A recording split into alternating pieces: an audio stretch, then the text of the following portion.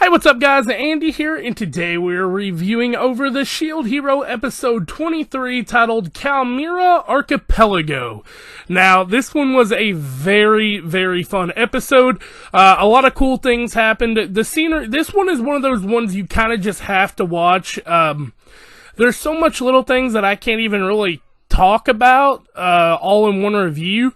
It had so many just like little key things, but I will talk about all the major things, but for all the little ones, you're gonna have to watch it yourself because it was just so beautiful. The animation on this one really looked different. I guess it's because they were on an island, but we got to see Naofumi in different clothing, which I think he looks badass. He's got like elf shoes on, and it looks really cool.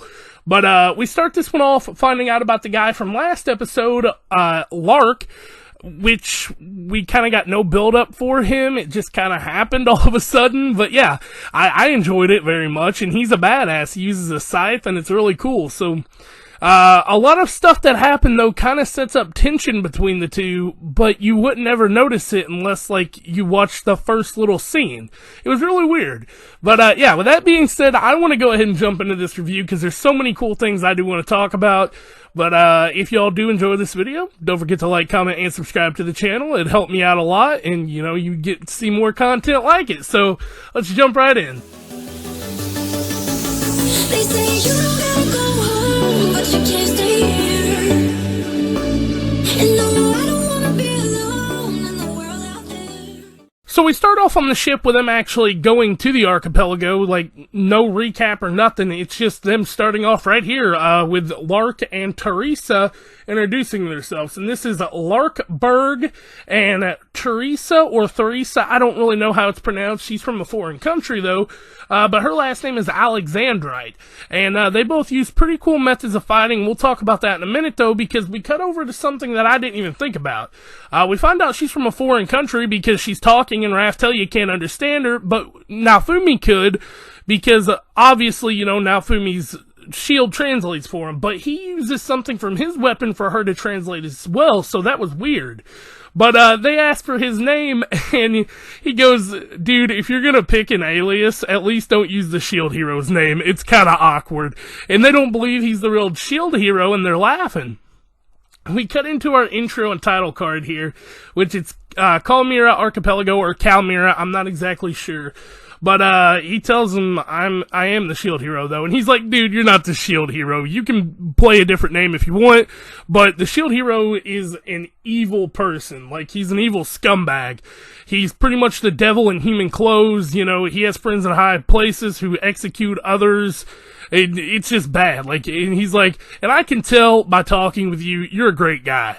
But we cut over to the other heroes here, and they all got seasickness, and they're all like, how are you not sick? And Rid's like, is it that overpowered shield again? And he's trying to talk to him about those stats, which one of my subscribers actually told me is they believe in the stats from their world, their game, and I guess that's what he was trying to tell them here, because their stats worked for them, and, you know, he never had that, so it was weird.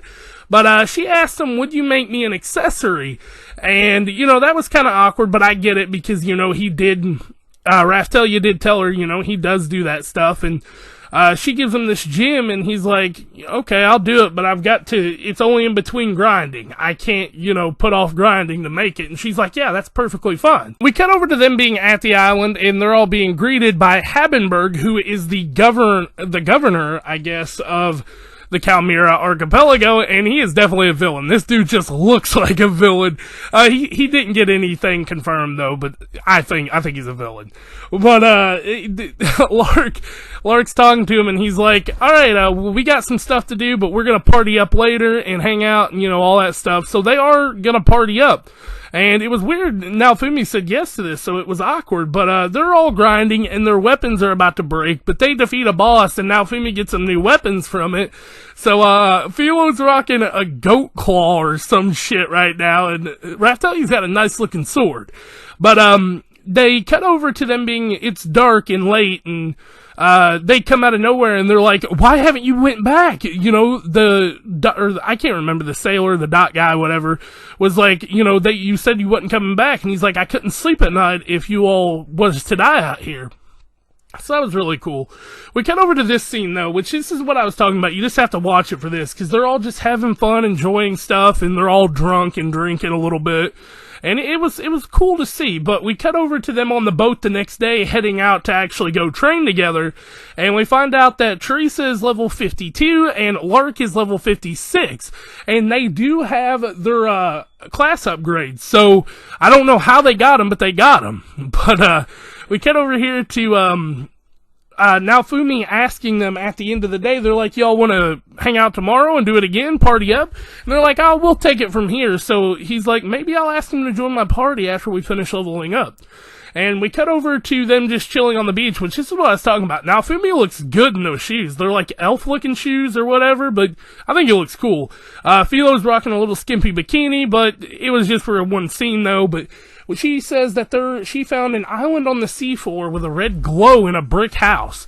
So, they head down there and they put on suits to get down there, and they go in and there's an hourglass, a dragon hourglass, and they're like, anywhere with an hourglass can't get attacked in the wave, and he's like, calm down, and he reads it and it's got 2 days left, and that's the end of the episode. So in 2 days, the archipelago is gonna get hit with a wave.